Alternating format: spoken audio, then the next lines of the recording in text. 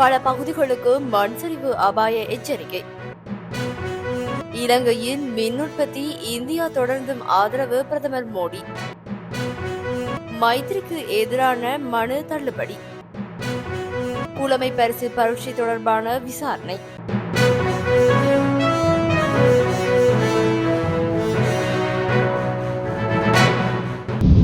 நாட்டின் பல பகுதிகளுக்கு மண் சரிவு அபாய எச்சரிக்கை வெளியிடப்பட்டுள்ளது.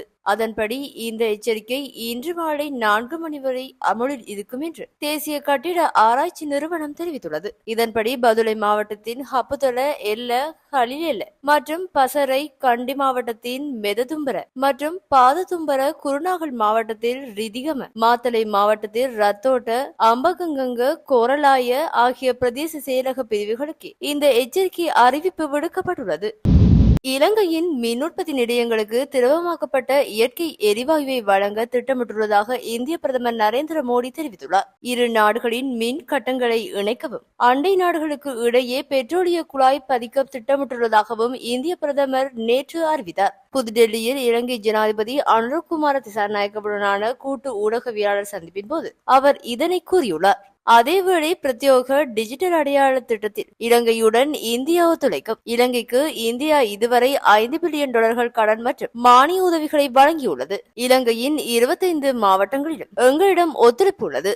மேலும் எங்கள் திட்டங்களின் தேர்வு எப்போதும் பங்காளி நாடுகளின் அபிவிருத்தி முன்னுரிமைகளை அடிப்படையாக கொண்டது என்றும் இந்திய பிரதமர் கூறினார். மகோ, அனுராதபுரம் புகையிரத சமிஞ்சை அமைப்பு மற்றும் காங்கேசன் துறைமுகம் ஆகியவற்றின் புனரமைப்புக்கு உதவி வழங்குவதற்கான இந்தியாவின் முடிவையும் அவர் அறிவித்தார். இலங்கையுடனான இந்தியாவின் அபிவிருத்தி ஒத்துழைப்பின் கீழ் புதிய முயற்சிகளை பிரதமர் மோடி மேலும் விரிவாக்க இதன்போது கூறினார். அடுத்த ஆண்டு முதல் யாழ்ப்பாணம் மற்றும் கிழக்கு மாகாண பல்கலைக்கழகங்களில் 200 மாணவர்களுக்கும் மாதாந்திர புலமை பரிசுகள் வழங்கப்படும். அடுத்த 5 ஆண்டுகளில் இலங்கையின் 1500 அரச ஊழியர்கள் இந்தியாவில் பயிற்சி பெறுவார்கள். வீட்டு வசதி, புதுப்பிக்கத்தக்க எரிசக்தி, விவசாயம், பால்வளம், மீன்வளம் ஆகிய துறைகளின் இந்தியாவின் ஈடுபாடு இதன்போது பிரதமர் மோடியால் உறுதிப்படுத்தப்பட்டுள்ளது.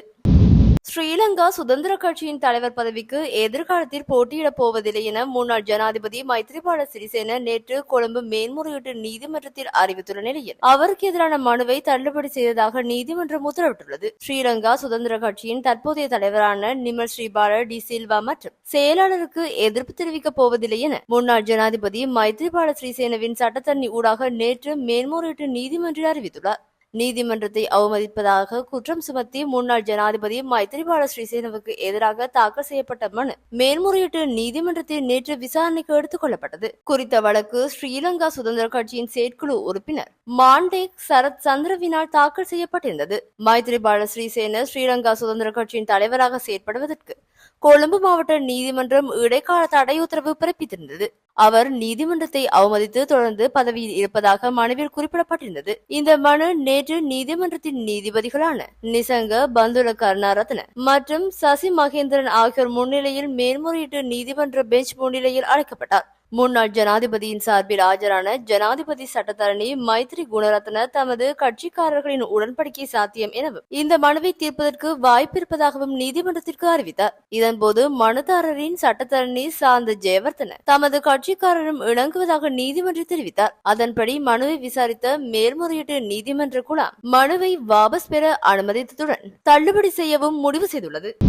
இம்முறை நடைபெற்ற 5ஆம் ஆண்டு புலமை பரிசில் பரீட்சையின் 3 வினாக்கள் வெளியான நிலையில் மீண்டும் பரீட்சையை நடத்த உத்தரவிடுமாறு கோரி பரீட்சைக்கு தோற்றிய மாணவர்கள் மற்றும் அவர்களது பெற்றோர்களால் தாக்கல் செய்யப்பட்ட 4 அடிப்படை உரிமை மனுக்கள் உயர் நீதிமன்றத்தில் நேற்று விசாரணைக்கு எடுத்துக் கொள்ளப்பட்டது.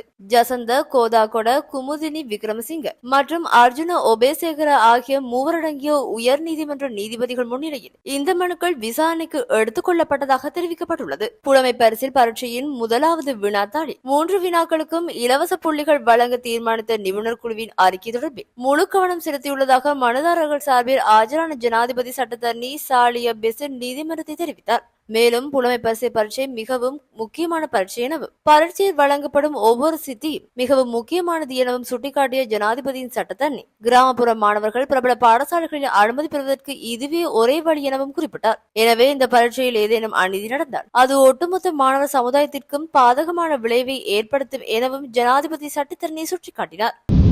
யாழ்ப்பாண மாவட்டத்தில் தற்போது பரவி வரும் எலிக்காய்ச்சல் நோயினால் இதுவரை 76 பேர் பாதிக்கப்பட்டுள்ளதாக யாழ் பிராந்திய சுகாதார சேவைகள் பணிப்பாளர் கேதீஸ்வரன் தெரிவித்தார். இது தொடர்பில் அவர் மேலும் தெரிவிக்கையில், இவர்களில் யாழ் போதனா வைத்தியசாலையில் 11 பேரும், பருத்தித்துறை ஆதார வைத்தியசாலையில் 28 பேரும், மொத்தமாக 39 பேர் விடுதிகளில் சிகிச்சை பெற்று வருகின்றார்கள். யாழ் போதனா வைத்தியசாலையில் 3 நாட்களுக்கு முன்னர் பருத்தித்துறை ஆதார வைத்தியசாலையிலிருந்து யாழ் போதனா வைத்தியசாலைக்கு மேலதிக சிகிச்சைக்காக அனுப்பப்பட்ட 23 வயதுடைய ஆணொருவரும் உயிரிழந்துள்ளார் என்பது குறிப்பிடத்தக்கது.